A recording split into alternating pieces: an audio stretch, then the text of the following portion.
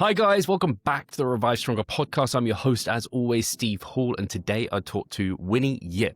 She is a WNBF pro in the bikini category. She is also a coach in person and online, and she is currently working on her dissertation where she's looking at essentially eating disorders within competitive bodybuilders and also competitive powerlifters. We dig into her background, what had led her to turning pro within the WNBF, how she felt about the pro card itself. She gives some really honest insights to that, whether or not it was a curse. She talks about her issues with her own eating and relationship with food, and particularly how she feels about going post-show and the binge and restrict cycles that she would get into. So a really honest but great chat. And we finish with some practical takeaways for anyone who's thinking about competing or competitors themselves, and of course, coaches. I should remind you guys that at Revive Stronger, we are an online coaching company. That is what we do. We help people lose fat, gain muscle, do both at the same time potentially, and get to a better and healthier physique, whether or not that's stepping on the bodybuilding stage or doing a photo shoot, or just for themselves to look fitter, healthier, and live a longer and better life. Our coaching is very personal. This is what sets us apart from other coaches, is through our coaching check-in process, we use video diaries. So you actually get to record a video, talk to us, and then we record a video back to you. So it keeps things very personal, make sure it's a conversation and a relationship as opposed to as a dictatorship. We don't give meal plans, we educate and all that good stuff. So if you are interested in a coach that cares, then definitely check out our coaching. It's linked in the description. So guys, if you do enjoy this, make sure to subscribe to the channel so you don't miss a future episode. Make sure to share it on social media, take a screenshot, tag myself and Winnie. Her Instagram will be linked in the description. And as always, enjoy. Let's get into the show. Winnie, it is great to have you on the show. This is a bit of an impromptu podcast, as it were, because we were intending to do a bit of a roundtable, but it seems it's just going to be us two today. And we were speaking off air, and I just was like, hey, you can definitely deserve a solo episode for yourself. There's plenty to talk about. We're already having a really engaging chat, and I think the audience will love to hear what we were talking about, especially because you're also working on some research, which you mentioned, which is coming kind of towards the end, which you can probably share some insights on. So the question I was actually going to start that solo episode with, I think I can just start with you. I don't know if it shows my age. I don't know if do you remember ASL? Age, sex, location, as like instant messenger, something you just write ASL and then you'd reply with your age, sex, location. Was that something that was? No. Okay, I'm showing my age. There you go. There we go. But rather than age, sex, location, I was like, right, we can do how many years have you been training, competing, and then how long did it take you to go pro? You are, for the listeners, Winnie is a WNBF pro. I started lifting in 2015, but not really like a smart training. I think it's more of like I just got into lifting, and then after that, the next year, which is 2016, I decided to join competition. Oh my God, I don't even know what I did. It just happened because it felt like not an ugly face and then not a lot of girls competing. You would definitely get something out of it. So I placed 5th on my first competition, but it's not like a bikini because in Malaysia it's a Muslim country, so there's no bikini competition just yet back then. And there is called sports model, so you wear a sport bra and then just a bottom, and then you go on stage with I was wearing a cap with a tennis racket, pretend like I know. And then after that I placed 5th, and I was like, oh, this is easy. And then they about come with NABA and WFF, and I have to go to Singapore to compete because there's none in Malaysia. And then I placed again, and I was like, oh shit, this is easy. And then I was like, okay. I told Kevin, which is back then we were together, and because he's the one who got me into bodybuilding. And then I go to UK for my studies. By the way, I am not a coach back then. I am a law graduate. I was a lawyer for like a couple of years, and then I was like decided to go all in for coaching. So that is that. So when I was in UK, I competed several shows, UK DFBA, UK UP, I think PCA as well. And that was a very humbling experience where the judge don't even bat an eye on me. And I was like, oh, so it wasn't that easy. And then MCO hit, the COVID hit. And then we have like a lockdown. So then I realized that I have not been actually gaining. So I have been just competing. So I did a cut, and then after that, I just binge eat it, fat. And then I was like, okay, time to cut again because I'm fat again. So every year I've been doing that until the COVID. Sorry, my dog, say hi. Oh, my dog's Yeah. right by me as well. And then after that, COVID hit, and then a couple of years where there is no competition. And that's where I actually feel like, oh, I really need to do it off season, like really mean it. And then the next show was in 2022, was not really a competition. It's more like I did a mini cut, and then one of Kevin's client went and compete in Philippines. And I went there, I got second place. It was just a mini cut. And then I was like, okay, I think I'm about right, in the right track. And then the next year, which 2023, is where I competed in Philippines for my first show as warm-up, and then I turned pro. So it kind of took me from 2015 to 2023. That's about technically 8 years, right? Yeah. 8 years? Did I count it right? I'm Yeah. not good at quick math. Yeah, 5 plus 3. There you go. 8. Yeah, so 8 years of competing. And then when I win my pro card, that's where I felt like I have imposter syndrome. And then now I'm taking off season all the way until 2026 to not sure if I want to push it for another year. Felt like I made gains, but I don't think it's always not enough, isn't it? So yes. That last bit you mentioned there, so many competitors I think will be able to relate to it. I relate to it hard. We were just talking off air. You asking me when I'm next going to compete. I was like, man, I normally take like 3 years to kind of grow. And people are always shocked by hearing that. They're like, oh, you competed last year, so what are your plans this year? And I'm like, hey, I'm not competing this year. Like maybe a couple of years down the line, I normally take 3 years off. And they're like, oh, okay. Because they don't understand like your general population person. They just see it as like any other sport. And I think the enhanced side, because they do often compete year after year because Every their year, yes, timelines are correct. just condensed. Yeah. Yep. But for us, that can't be the case. Yeah, let's dig into that little bit of imposter syndrome with the pro card there. Like, I know you mentioned when we were talking off air, in the moment it was like ecstatic, like obviously winning and then getting it. It's like, oh my gosh. But then the next day you said you felt a little bit like, oh, should I I really wish there's be some, having this? yeah. So when I win it, at that moment of time, I was really happy. Like, oh yeah, I'm top of the world. And then the next day, when I look back at my pictures and stuff, it still didn't hit me just yet until like I was like, you know what, this is good. And then I drag on my prep all the way until October for a pro show because I know I'm gonna go on off season for like at least a couple of years. So I did a pro debut in Taiwan to see where I stand. And that after that, I think because of the couple of reasons. One is the diet was too long, up to 40 weeks. So it's extremely long. Wow. 2 I was Yeah. stressed. I was really stressed out because I feel like I'm nowhere near. And then when I stepped on stage, my condition was really bad. And that's where I know I am nowhere near to any of the pros. And then at that point of time, when I look back at my pictures again, and I'm like, I wish that I never get that pro card. I wish that someone could have just decided to be like, yeah, you might be the winner, but you don't deserve the pro card just yet. I wished right now. Of course, in the on hindsight right now, back then I'll be like, okay, I'm happy. I should go. You know, everybody. I think there will be two sides of a camp where one side of the camp will be where people will want to go for the easier shows to get the pro card, and then the other side of the camp where they want to go to the hardest show to get the pro card.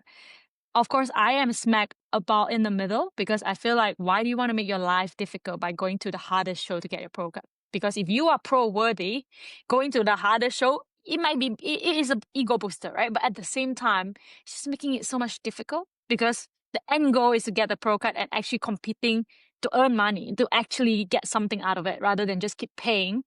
Because at the end of the day, I mean, okay, the thing is that a lot of people don't even know why do they need a pro card. They just thought No. that was the end goal. Yeah. So I wish that more people actually get to know, like, why are you getting the pro card? Not just, at the end of the day, competition is still very expensive hobby. It is super expensive, especially like females. Bikini alone is about, if I talk about Malaysia ringgit, so because I'm saying Malaysia, right? Malaysia ringgit, our normal basic salary will be like monthly on a 4,000, which is not. I'm not saying like I'm just talking on a regular basis. Like 4,000 is like a basis for everybody. Okay, it could be lower, but like average will be 4,000 to 5,000. So think about it in that perspective. Bikini alone is about 2,000 ringgit. The heels is about almost 1,000. Not to include your makeup, your flights, your tanning, and your hair. By the time you add that up, it's probably 10K. So that's like 2 months worth of a regular person's salary. So that's insane, right? So I wish that more people get to know what they are signing up themselves for, not just how they look as well.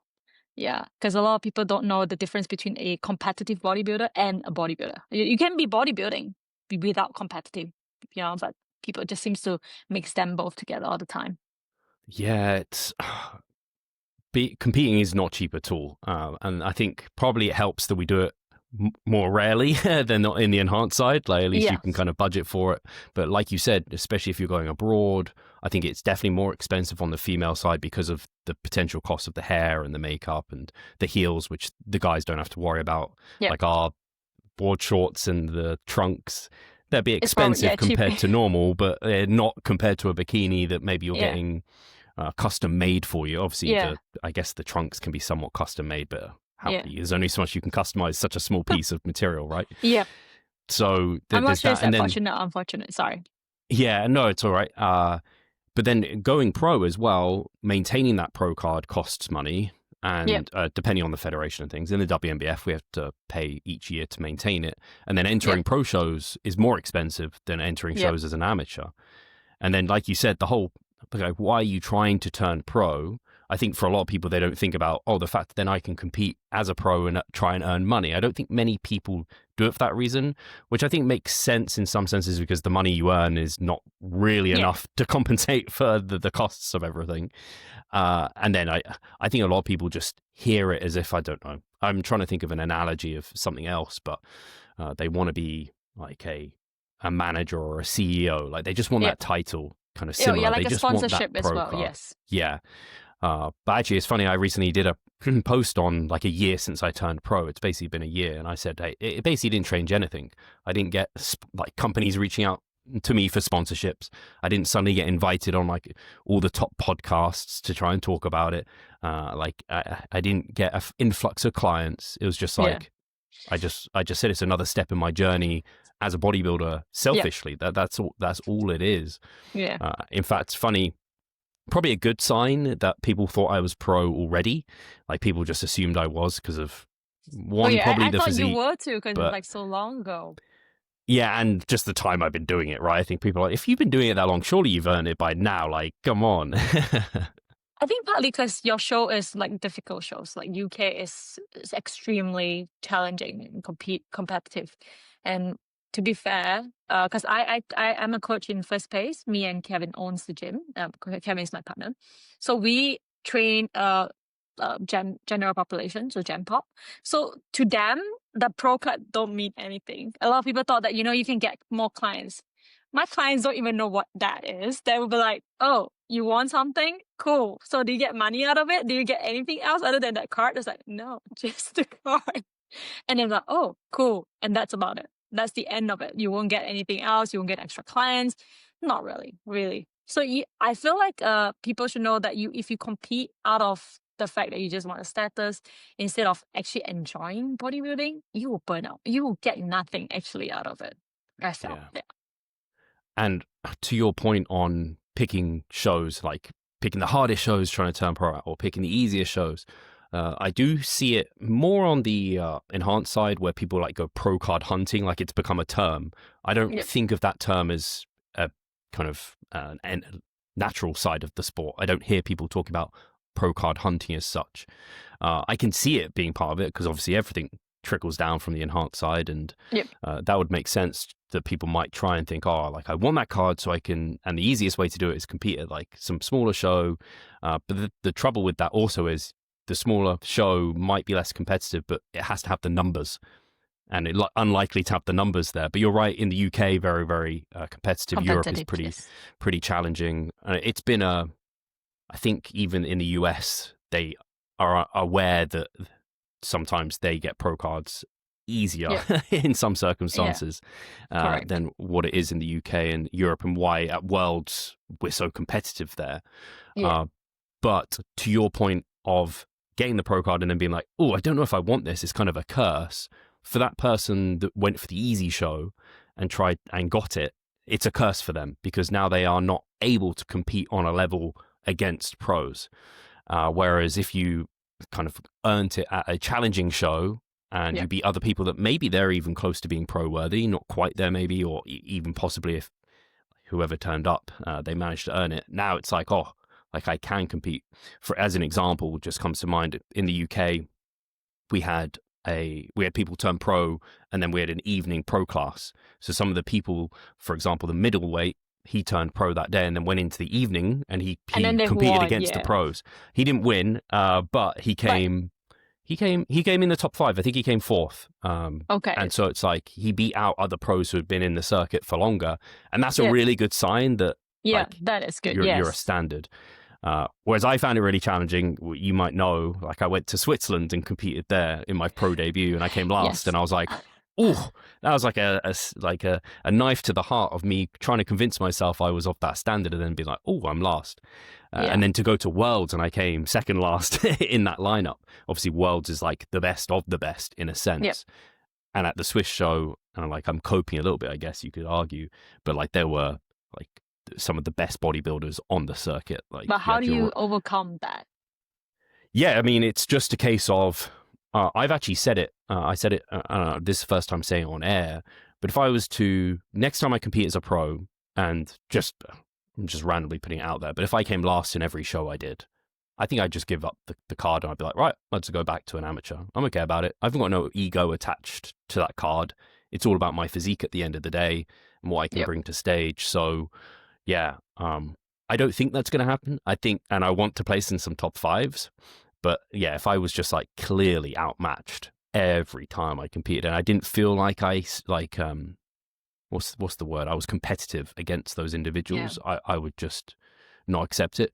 I do think, I don't know how you feel about this, Winnie, though. It's a responsibility on the judges to not just give out a pro card because there's sufficient numbers and that person won.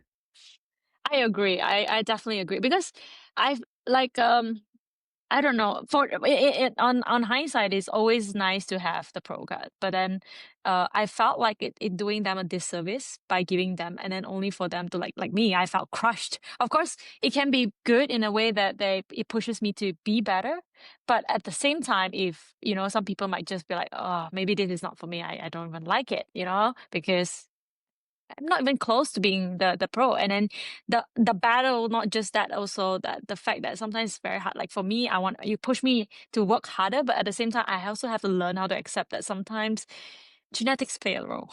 Like I have been in the game for like 10 years now. You have been in the game for long enough. Sometimes you have to accept. It's hard to accept it, but somehow you have to accept it. That you will never be as good as the genetic elites, no matter how hard you try. And that is also another one that is tough for me to accept it, I think. I think it's so tough for people like yourself, Winnie, like me. We absolutely love like the bodybuilding, and we've been doing it for as long as we have because of that reason. And I'd hate to see someone stop because of like they didn't feel like they had the genetics. And I think that's why it's so important, and probably why you've continued to keep going. Certainly why I've continued to keep going is I just love the process and seeing my physique grow and develop. And also 5 years ago, I never thought I even had the capacity to go pro. I just do not have the genetics for it. And then I kept going, kept improving. I was like, oh, you know what? Maybe I could. I don't think I'm going to be the best. I'm not going to be a Babacar, like #1 in the world. But I think if things kind of, I don't know, panned out the right way, I could be there. And now that's why in that post I was like, it's the next step in my journey. I call it playing on hard mode. Like, not that it was easy mode as an amateur, but it was certainly easier. And now it's hard mode. I don't know if you've noticed this, Winnie. I do notice for the people that are pro, for the vast majority at least, there's like a sense of respect that each pro has for one another, because you kind of know how hard it is to have earned and got that card. Did you feel that when you competed? Wait, me towards another person or another person towards me? Both, I guess. I I don't. would hope Okay. them to you. I'm assuming you to them. Yes. Me to another for sure, because I definitely know how hard is it to turn pro. Like I don't know. Before 2023, I don't even know there is such thing as pro card. I just compete for fun. So like UKUP or PCA, pro card wasn't a thing back then. I don't, at least I don't think so. Like nobody actually bring up, oh, you have a pro card, there's a pro league. It's just a show. You just go in and enjoy. Even like back then when I was competing UKDFBA, like Kevin won the overall, but they didn't give him a pro card. He needs to go to represent the UK to go to the worlds in order for them to decide whether you should get a pro. So pro card is really not a thing back then. Only recently has been like I felt like it's a little bit too many pro cards out there right now. So I'm not sure whether it will affect how people see pro card holder. I definitely somehow there are people who supported me because like oh I look up to you, but there are of course people be like you don't I don't think this girl deserves she's a pro there will be some. I wouldn't call them haters, a little bit more critics than haters, but yeah, I do will if I were to see someone that is not as strong when they get their pro card as well, I wouldn't say, oh, is she a pro card? I will be like, oh, she's gonna have a tough time because I felt it. So that's about it. I wouldn't say that there's anything different just Yeah. because you're a pro holder. At least that's for me.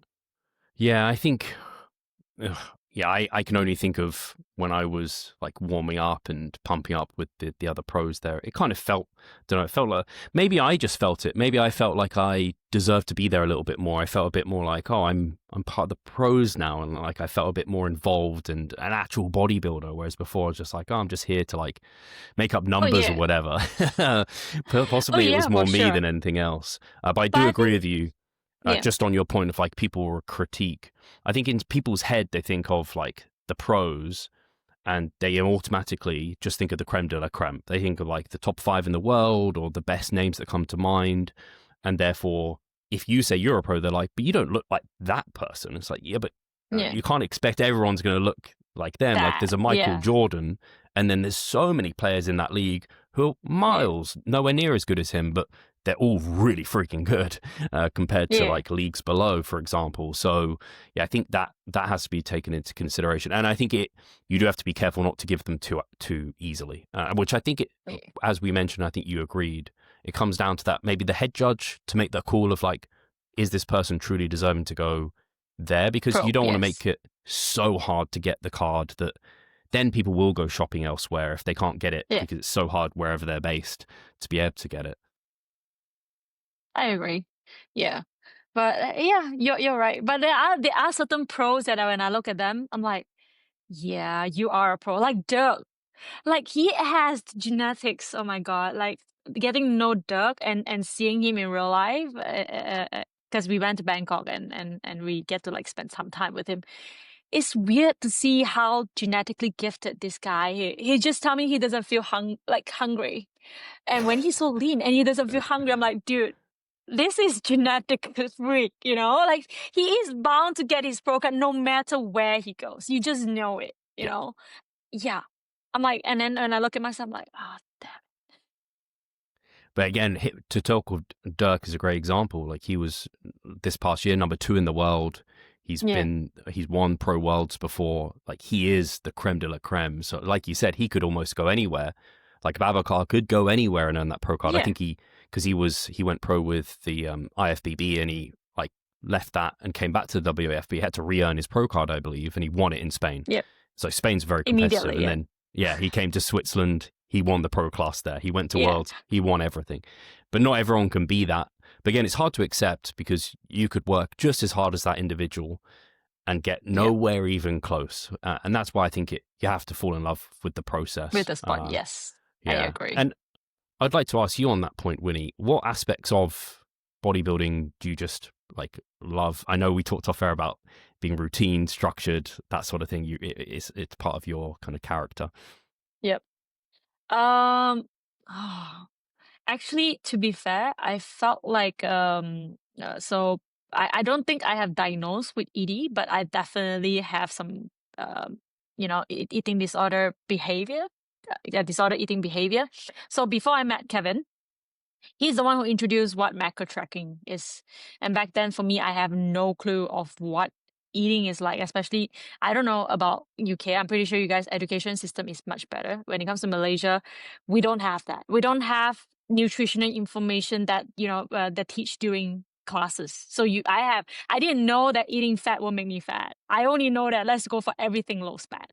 And I will starve myself so I can because I used to be 68 kg, like, yeah, can you imagine that? Yeah. And I'm like, what, 165, that's like 5'5", tall, Right. about 5'3", yeah, somewhere there. So that's without muscles and, how chubby I am. And then I lost a bunch of weight when I went for a national service to serve my country for like 2 months. It's not like serve, but it's like like a camp. And I lost a bunch of weight, like 10 kg. And I realized that it's not that difficult. It just eat lesser and move more. Wow, surprise, surprise, isn't it? Yeah. And then before I met Kevin, I only do a lot of HIIT training because I thought that, sweating, this is basic stuff, like sweating will help me lose weight. Just don't eat and help me lose weight. I will go on like just a box of, like how a normal takeout, and I eat that for like 3 days. I can split them up so that I don't eat that much. And then after that, when I see like an Oreo, I can sit down and eat a whole packet of Oreo. And then I'll be like, this is fine. And then when I look at the scale on the weight, the weight on the scale, and then it repeats the cycle all over again until I met Kevin, and he was teaching me how to do macro tracking and all that. I felt like it saved my life in a way where, I get to eat anything I want, just not however much I want. That concept doesn't click with me at first. And of course, I find it a bit weird that, how general population, because I train them, they find it difficult to eat structurally. Whereas like giving them macros is another level that they can't get it. Like for me, I'm like, shit, this is like Lifesaver. This is just putting things into math and I can eat anything. And from there, I kind of built the structure and habit I've been tracking for like now since 2015 until now. So it becomes a habit. And then back then I told you I was a pageant girl. So they don't have a standard of beauty. So there is like no objectively, you don't know what is the standard. Like everybody can be beautiful, right? And then when I got into build up, because of course I definitely didn't win. I'm like not the best pretty girl out there. So then I realized that I like the limelight, I like the stage. And when I got into bodybuilding, I feel like, wow, I actually know what is the standard. Like I know what's the criteria to win. There is Yeah. some level to something to work rather than just be a sit there and be pretty.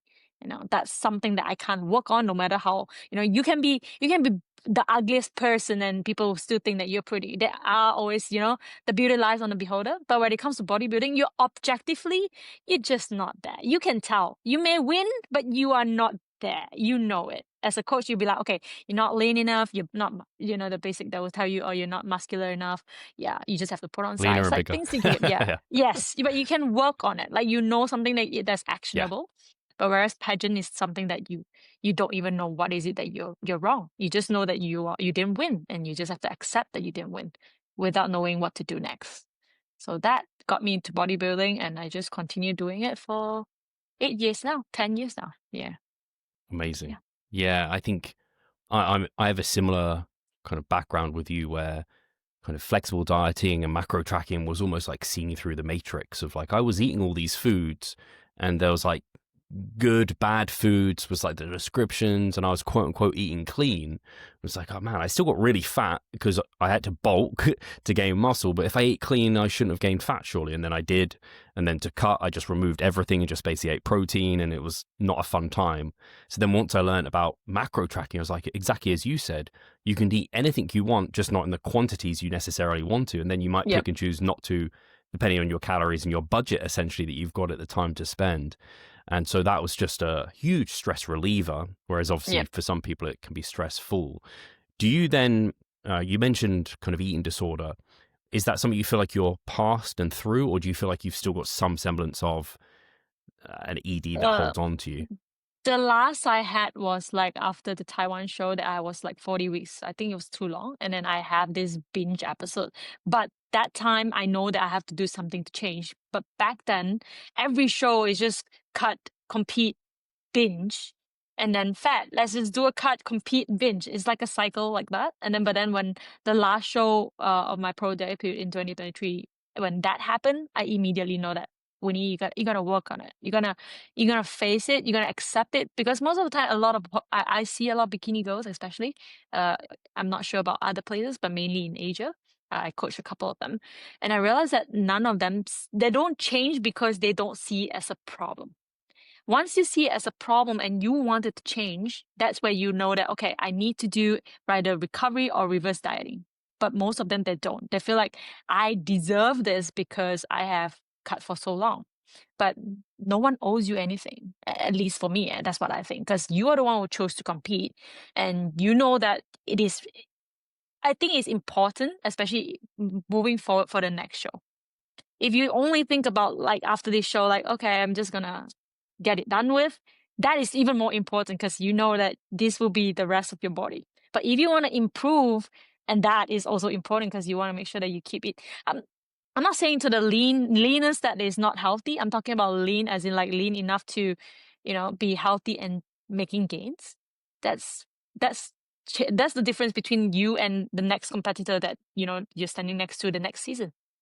And yeah, and then that that binges will always be there. I feel like it's always gonna be there. It's just matter of like the magnitude, whether you are aware of it, and then how you're gonna manage it, and you can use spot patterns. I think spotting patterns is very important. Whether you Yep. know what triggers it and what happened before that, and then once that happened, how do you kind of stop it? How do you make sure that you put a pause in between you wanting to reach out to that food and that food goes to your mouth?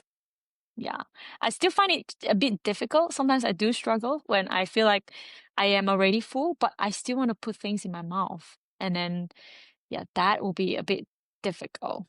Even like I have clients that will come to me. Sometimes I feel bad because I'm not a professional to give advice, but I do know the repercussion of it. So I will Yeah. always tell my client that, okay, this is what I have done. Maybe you can try. If again, of course, if it doesn't work or it got more serious, I will always refer out, like, okay, you need to look for a therapist. But again, back to square one. Do they see it as a problem? Because if they don't see it as a problem, you can say it multiple times. You can even tell them what's the repercussion, how bad it's going to be for your mental health, for your body. I mean, physical health as well. They won't change. So that will be bad. Yeah. Yeah, it's really tough. Not just with binging, but with anything in life. Like the saying is you can take a horse to water, but you can't force it to drink. Drink, Like you yes. can, like, as you just said, you can tell them all the repercussions. You can tell them the issues that it's going to create. You can tell them the benefits of controlling that, but until they actually recognize it as an issue themselves, that they're never going to do anything about it. And the binge eating actually reminded me of break.binge.eating on Instagram. Is Dr. Jake Lenardon, who's been on the podcast, and he's really good for like eating disorders and for any of that stuff and working through it. But that's something I did one of his courses, and he talked about like having a food diary and recognizing kind of when you do binge and overeat, kind of trying to look at what did that correlate with. Was it a type of food? Was it an environment thing? Was it a poor night's sleep? What led to that kind of what triggered it as such? And then trying to kind of look back and correct for it. Kind of similar to, I don't know, you get an injury. It's like, what led to that? Did you ramp volume up too high, or was it a certain exercise? Did technique break down? Were you chasing load? And then you can kind of look back and be like, right, okay, this is what I can do better in future. And yeah, it's like you said, people won't look to do that until they recognize that it's starting to lead to poor outcomes. And for you, it sounded like you got the pro card and you're like, oh, I can't kind of quote unquote get away with this because I know it's not best for my gains now. With your kind of binge eating now, from my understanding, and I might be wrong and listeners might be able to correct me, but for like true binge eating disorder, it needs to be like almost like an uncontrolled, you don't recognize what you're eating. It's just you eat anything and it's a bit of a manic episode. I'm assuming you don't have that type of thing, and it's more you're aware that you're doing it, you just don't stop. It's more of like okay, example, if I have like a daily calorie intake, for example, because I'm right now is like coached by Helms, for example. He would just go for calories and protein. So assuming that he give me a kcal about 2000 to 2003, for example, and I will be by the end of the half of the day, midday, and I will be finishing about 2,000. And I'll tell myself, it's all right. I'll be cool at night. I will be starving, but it's fine. I accept it. And I go on to finish up my 2002 to 2003. By the end of the night, I'm hungry again. And then I'm like, shit, what have I done? And then because I'm hungry, the next morning I do that again. I will binge because I'm like, oh, I'm hungry. I'm now my clock resets. I will do that. Although it's not as bad as like uncontrolled in a sense where I don't know how much I eat in a sense, but I do know. But because I do know now, my responsibility is even higher. So that I will restrict again, and then I will do that again. But when I start doing that, I know that I need to like, no, Winnie, put on a timer. Only eat when you're hungry. If you're not hungry, start to think, are you tired? Do you want to sleep? Do you want to nap? Or you're just stressed out or you're busy? Get something to do. If you're bored, find something to do. I don't know, whether you're watching TV or like read a book, get your mind off it. Yeah. I think most of the time when that happens is either I'm really tired. I need sleep, but I can't sleep, especially my dissertation and all its exams and stuff was up. That's where I feel like I will binge more because I want to have energy to keep myself awake, and then that will lead to more problems where actually I just need to sleep.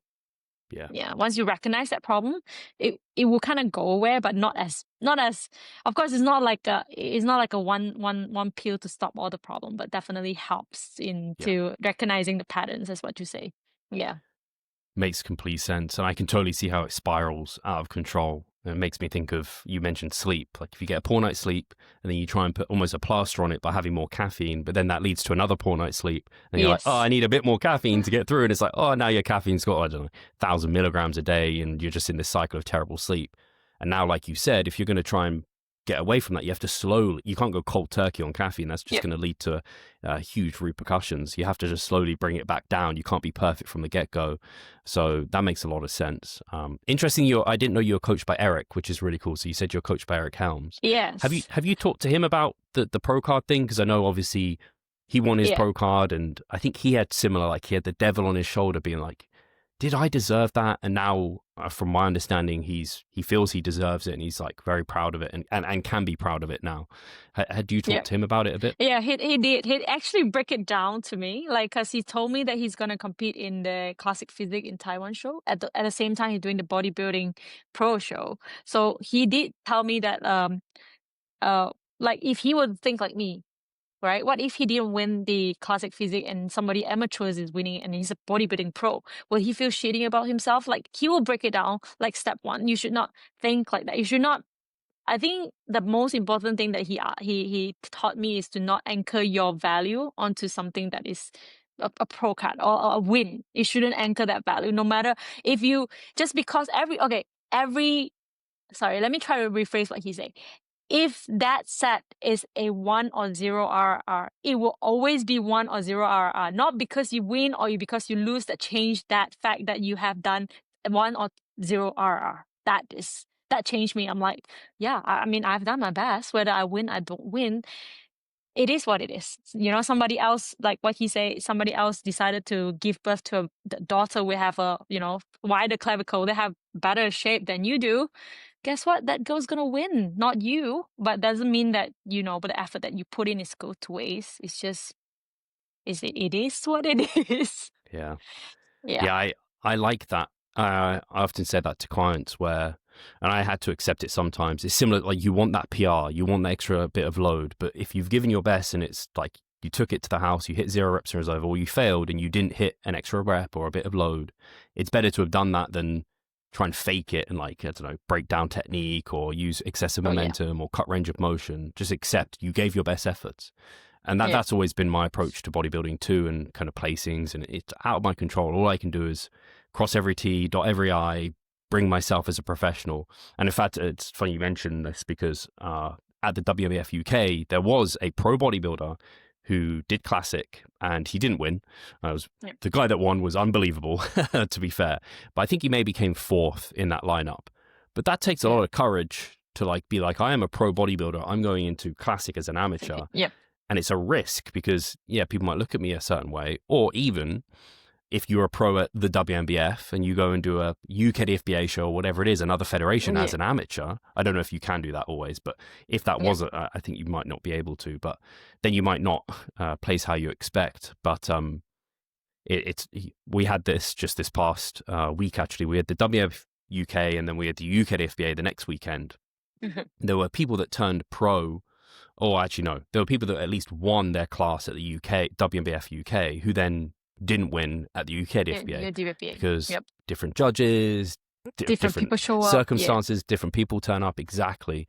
So I definitely, obviously, I don't often disagree with Eric. I definitely agree with Eric on that front. Like, hey, it's all you can do is bring your best and know that's what it's about, and it isn't about the outcome, and always coming back to that, and be proud of that fact, and then like the cherry on top is the pro card or the placing or whatever it might be. We've mentioned your dissertation a few times, Winnie, so I would love to dig into that. I don't know too much about it, so I'd love let me know what you're working on. Oh, I'm working on a disordered eating behavior between among powerlifting and bodybuilding, competitive bodybuilding and competitive bodybuilder and powerlifter. Sorry, So that paper will be published soon because I think I submitted for a submissions, and then right now it's waiting for me to present it, and then once the presentation is over, and then we will then publish the paper. Hopefully it will be up soon. I don't know. I've been working for it for since this year, early this year until now. So it's not easy, okay, to actually do a research paper. I don't know how people can keep coming up with research paper. Like for me, one is already difficult, especially because my paper is all about cross-sectional. So you have to get people to answer questionnaire. So because of that, it's not really like a study where you actually run the study. So it's more like a cross-sectional. That will require me to have a lot more participants. Right? We're talking about 100+ people, and I have to sort out their data. Yeah. I don't know if I should give out the result right now or no, because I don't know. I'm not allowed to, right?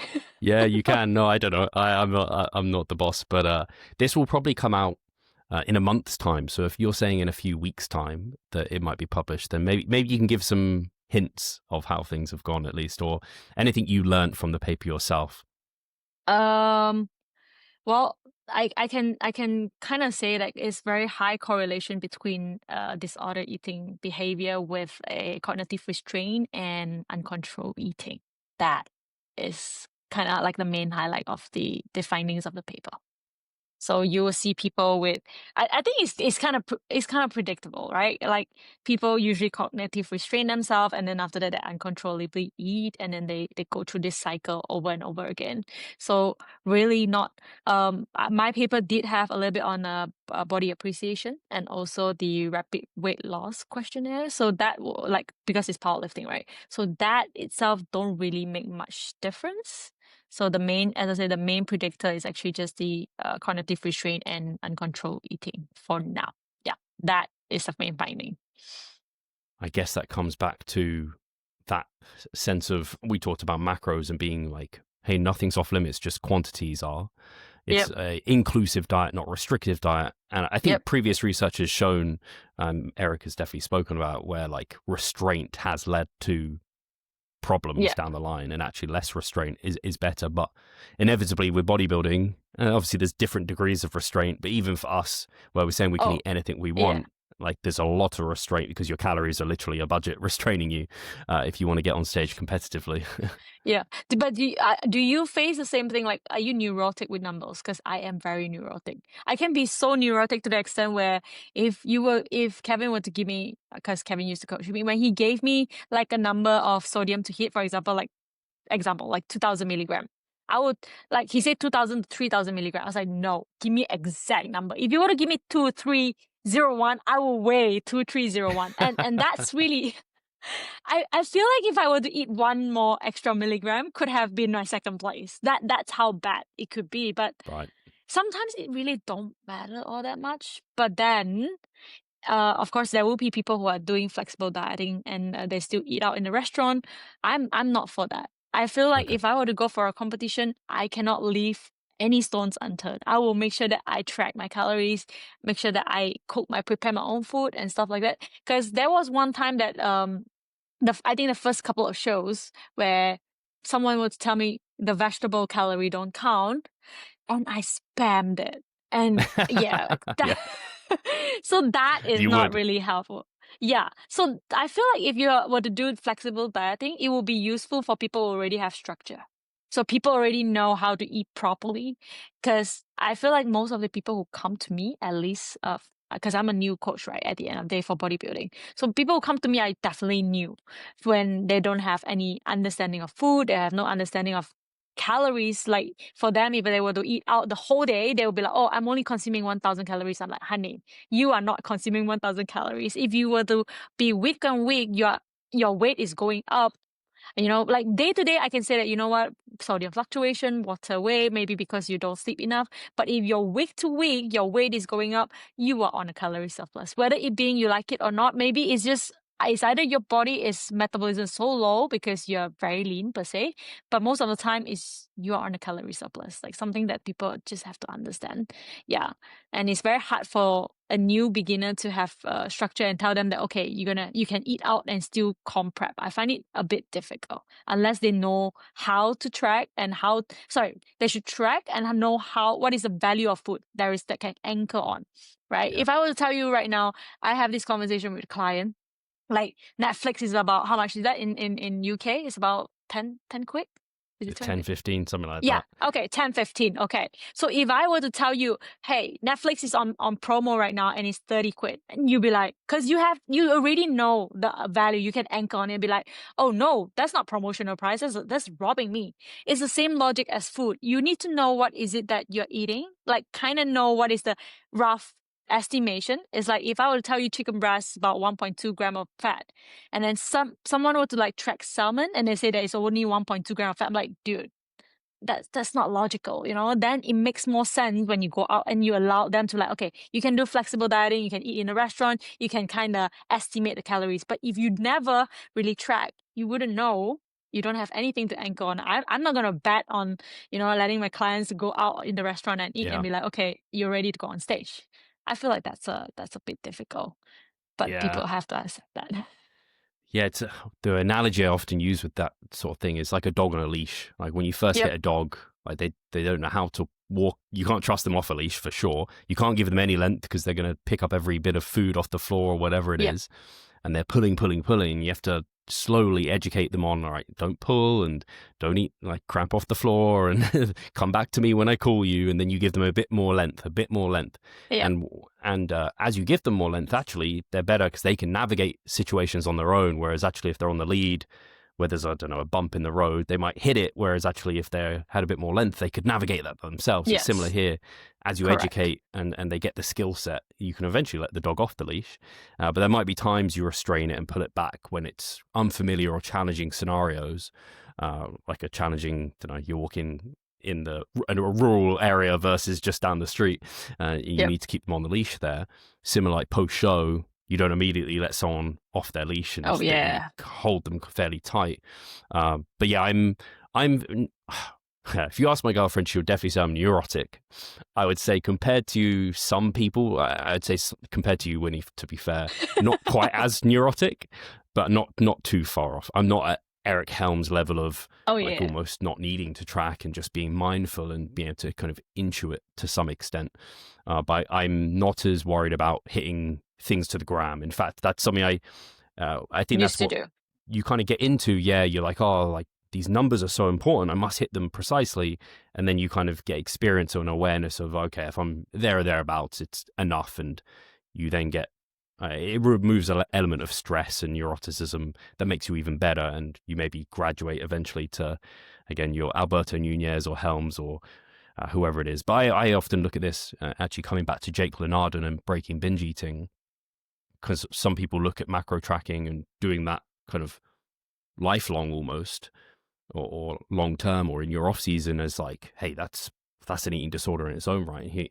Yeah. I kind of asked him his opinion, and he was like, I think the key thing is what keeps that person minimally stressed, and can they deal with scenarios where they're taken away from that. Is it like a crutch, or is it a tool? So for me, I've definitely got to a point where it's a tool, it's not a crutch. Like I can go on Yeah. holiday and not have to Oh have yeah, my for food sure. scale and Yeah. all of that, but I'll still have like, I'll calculate in my head and I'll roughly know, and I'll use a bit of mindfulness when I'm eating. But in the past, I definitely was like, hey, I remember going on holiday with my family and being like, we can only eat at restaurants that have their macros available, because Oh otherwise I don't know what no. the hell I'm eating. It just comes back to your point when you're Gen Yeah. Pop and you're first educating people, they don't have the skill set there yet. So it just takes time. Yeah.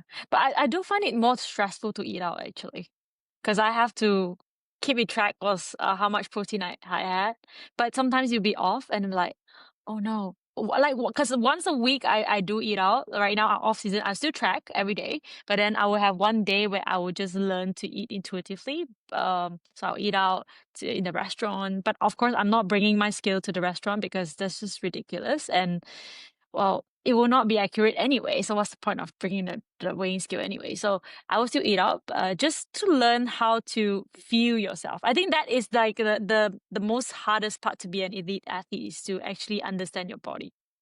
That is, until now, I still feel like I don't really know when exactly I'm eating because I'm hungry or I'm eating because I like that sensation, because it's quite hard to draw that. Remember I told you that I only been really diligent, like smart training, and also at the same time learning how to eat. It was like what, few years ago, like 3 years, 4 years. It is still a long time, but I feel like it was just yesterday that I feel like I learned about macro tracking. But when it comes to eating out, it's really hard, because when the food is very palatable, I tend to eat more. So I don't know if I'm hungry or I'm just loving that sensation. So once I'm full, sometimes I can be like, okay, is this a good sign or a bad sign? Because if I'm full with really palatable food, that's like a Yeah, bad too sign. much. You know that you overate.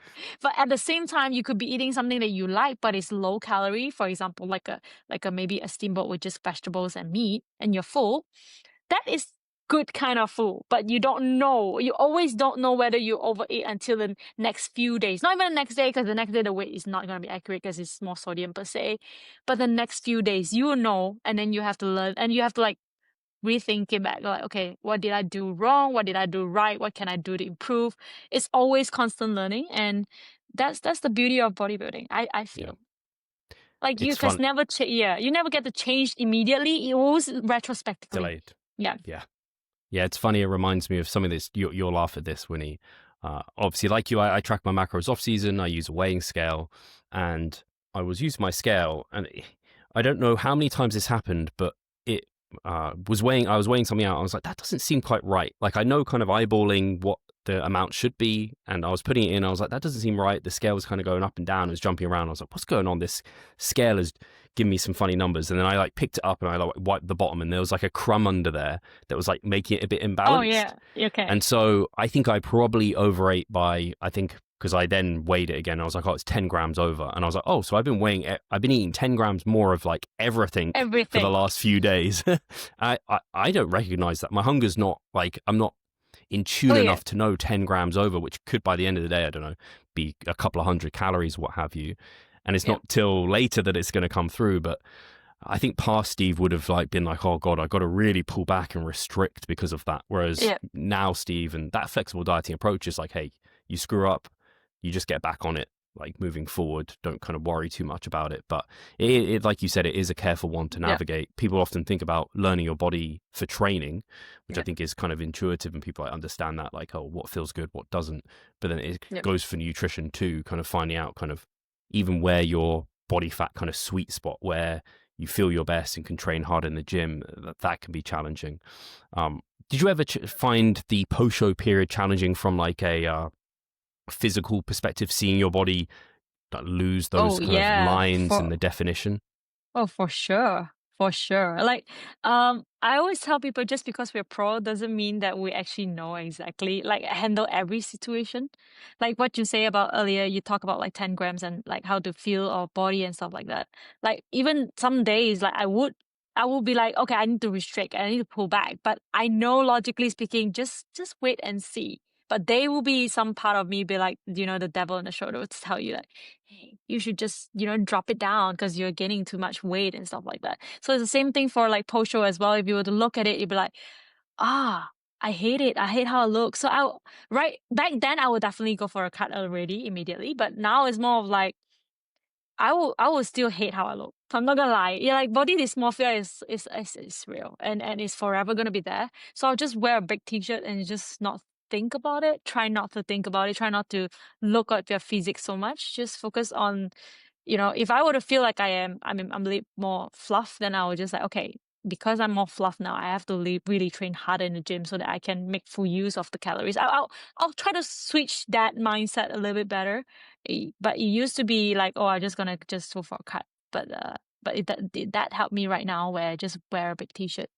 And yeah, because you never know, like you wear a big t-shirt for like a couple of weeks, and then once you really actually lifting hard and train hard in the gym, you maybe take out your shirt, although it's the same weight, you're looking better, and it's actually motivating anyway. So that's what I'm doing right now.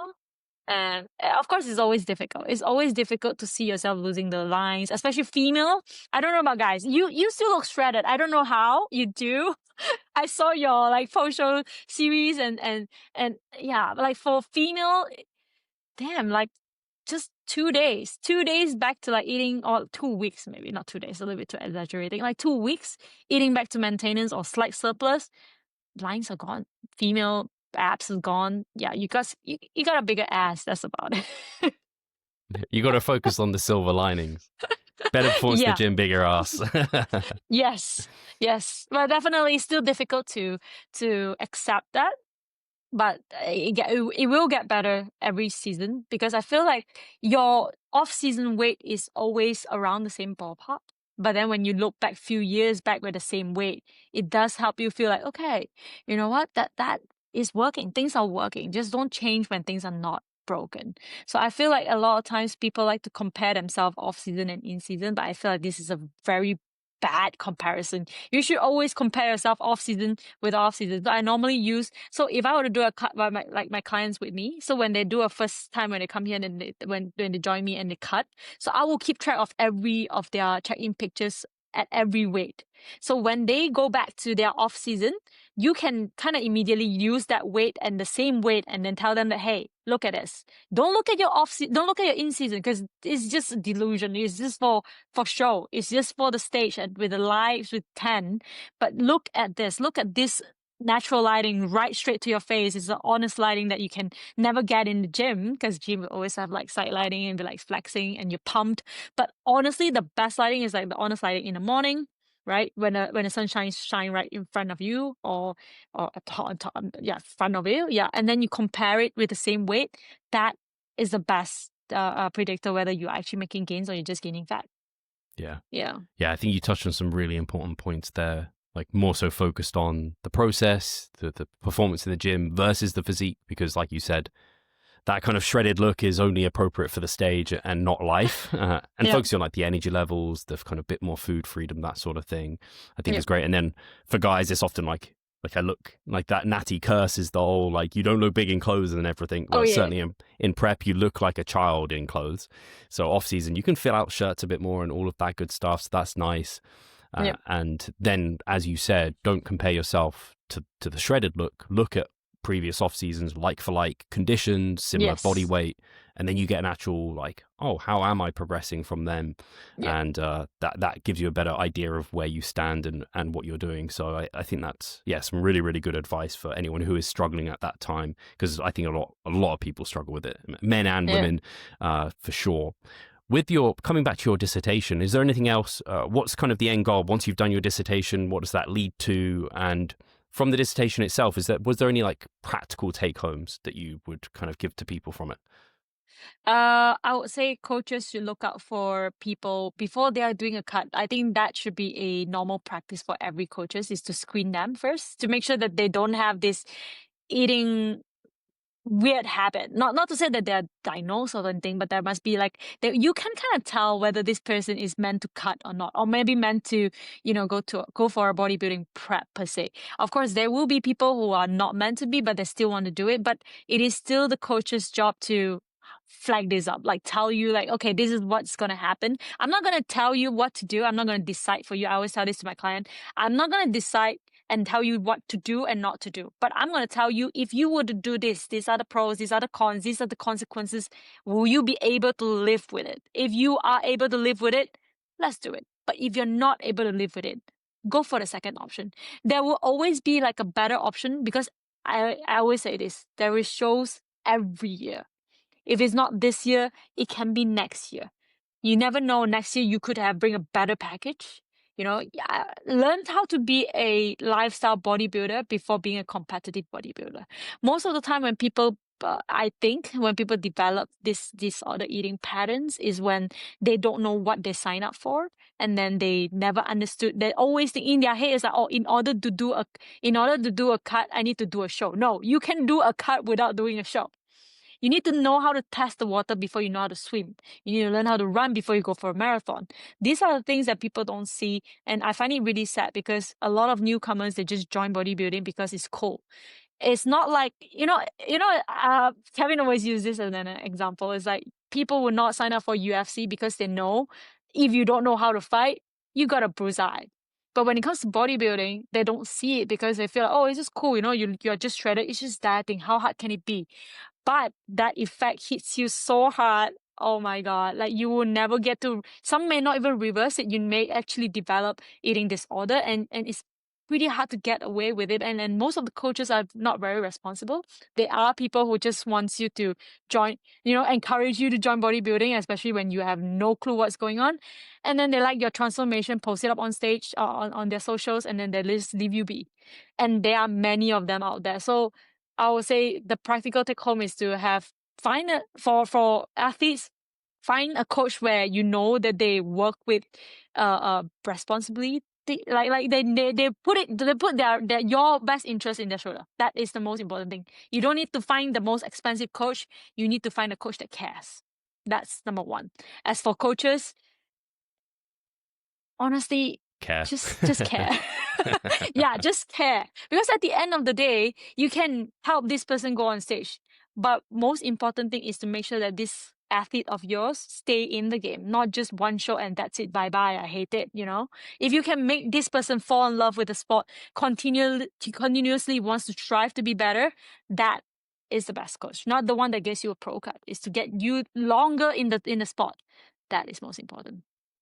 Yeah. Oh, so well said. I was just nodding because I am in complete agreement. And it's really hard, again, for the person who doesn't know is probably not going to be listening to this podcast. Like the person who needs to hear this really desperately isn't going to be listening a lot of the time. But hopefully there are some people we've caught who are interested and now they're aware of kind of what good coaching is.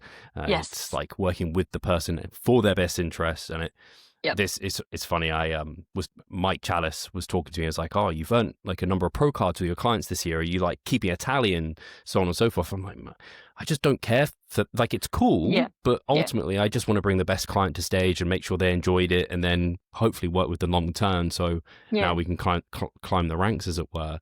And if there are, not to say every coach that like has a tally of their pro cards or whatever, like I get it, people do that. But cool, like you said, there are those predatory coaches that are just like, hey, I'm going to pick you. Let's go on this meal plan. I'll drive you into the ground. Post show, don't know who you are. We're done. And they move on to the next one. So it's terrible.